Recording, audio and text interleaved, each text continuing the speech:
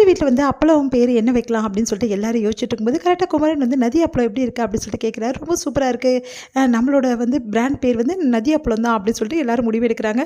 சரி ஓகே, ஆனால் இதுக்கு வந்து யார் வந்து ஃபோட்டோ ஷூட் கொடுப்பா அப்படின்னா என்னடி அப்படின்னு சொல்லிட்டு கேட்குறாங்க. இங்கே பாருங்கள், அப்பளம்னா எதை விளம்பரப்படுத்தணும், விளம்பரப்படுத்தினா வந்து நல்லா போகும். அதுக்கு யாராவது ஒருத்தர் வந்து அதில் வந்து விளம்பரத்தில் வந்து நடிக்கிறோம், அது யார் வந்து பண்ணலாம், யார் பிராண்ட் அம்பாசிடராக இருப்பா அப்படின்னு சொல்லிட்டு யோசிச்சுட்டே வராங்க. தாத்தா கிட்ட வந்து ஃபோட்டோ எடுத்து தாத்தா அந்த அப்பளத்தை பிடிங்க, இப்படி ஒரு ஃபோஸ் கொடுங்க அப்படின்றாங்க.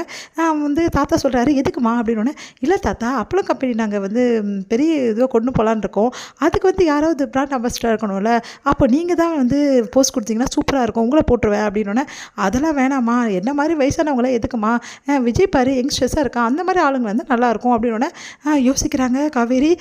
விஜயா அப்படின்னு சொல்லிட்டு விஜய் போய் பார்க்குறாங்க. பார்த்தா அவர் ஃபோன் பேசிகிட்டு இருக்காரு. பார்த்து ரொம்ப இம்ப்ரெஸ் ஆகிடுறாங்க. ஆமாம், இவர் சூப்பராக இருப்பார், இவரை காண்டி நம்ம போட்டோம் பிச்சுன்னு ஓடணும் அப்பளம், இனிமேட்டு இவர் தான் நம்ம பிராண்ட் அம்பாசிடர் அப்படின்னு சொல்லிட்டு யோசிக்கிறாங்க. சரி இவரை வந்து எப்படி பேசலாம் அதெல்லாம் அப்புறம் பார்த்துக்கலாம், முதல்ல நம்ம வீட்டில் போய் சொல்லலாம் அப்படின்னு சொல்லிட்டு வீட்டுக்கு போகிறாங்க. அங்கே போயிட்டு நான் வந்து யோசிச்சிட்டேன் யாரை போடணும் அப்படி விளம்பரத்தில் அப்படின்னோடனே அதிர்ச்சி அடைகிறாங்க எல்லாரும். யாரை அப்படின்னோடனே, வேற யார், த கிரேட் விஜய் தான் அப்படின்னோடனே, ஐயோயோ அடி பாவி, ஏதாவது பிரச்சனை வந்துட்டு போடி, அவர் எப்படி ஒத்துப்பார், ஒத்துக்கலனாலும் ஒத்துக்க வைக்க வேண்டியதான் நம்ம பாலிசி, எதுக்கு இந்த காவேரி இருக்கேன், அவர் தான் நடிக்கிறாரு அதெல்லாம் தெரியாது, அவர் தான் ஃபோட்டோவுக்கு போஸ்ட் கொடுக்க போகிறாரு, நான் எப்படியாவது அவரோட ஃபோட்டோஸ்லாம் போய் எடுத்துடுறேன், அவரை போட்டால் சூப்பராக ஓடும், ஏன்னா அவர் நல்லா அழகாக இருக்கார்ல அப்படின்னோடனே, அழகாக தான் இருக்கார், ஆனால் அவர் ஒத்துக்கணுமே, என்னடி இது தேவையில்லாத பிரச்சனைலாம் பண்ணாத வேணாம் அப்படின்னு அவங்க அம்மா சொல்கிறாங்க. அவங்க அக்காவும் தேவையில்லாத பண்ணுற காவேரி அப்படின்றாங்க. அதெல்லாம் பார்த்துக்கலாம் விடுங்க, மாமா இதுக்குள்ளே ஒத்துக்க மாட்டாருக்கா அப்படின்னு சொல்லி நர்மதாவும் வந்து யமுனாவும் சொல்கிறாங்க. அதெல்லாம் நான் பார்த்துக்கிறேன், நீங்கள் கவலைப்படாதீங்க அப்படின்னு சொல்லிட்டு வராங்க.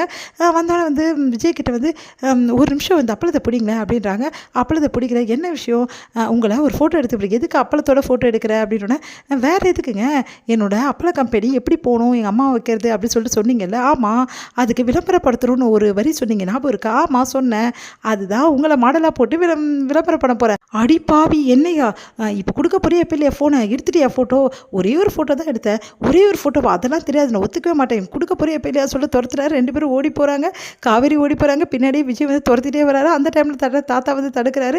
என்ன நடக்குதுங்க அப்படின்னோடனே, இங்கே பாருங்கள் என்ன வேலை பண்ணிகிட்ருக்கா அப்படின்னு சொல்லிட்டு அப்படின்னோடனே, என்னம்மா காவேரி நீங்கள் தானே தாத்தா சொன்னீங்க இவரை மாடலாக போடலாம், நான் எப்போம்மா சொன்னேன், நீங்கள் தான் சொன்னீங்களே யங்ஸ்டர்ஸை மாடலாக போடணும்னு, இவரை போட்டால் சூப்பராக இருக்கும்ல, என்னம்மா நீ இப்படி பண்ணுற, ஒத்துப்பானா விஜய் அப்படின்னோடனே, தாத்தா ப்ளீஸ் தாத்தா நீங்கள் சொல்லுங்கள், வேணா காவேரி கொடுத்துட்டு ஃபோனை அப்படி சொல்கிறாரு. வம்பு பண்ணி ஃபோனை வாங்கிடுறாரு. உடனே காவேரி ஏங்க ப்ளீஸுங்க கொடுங்கங்கன்றாங்க.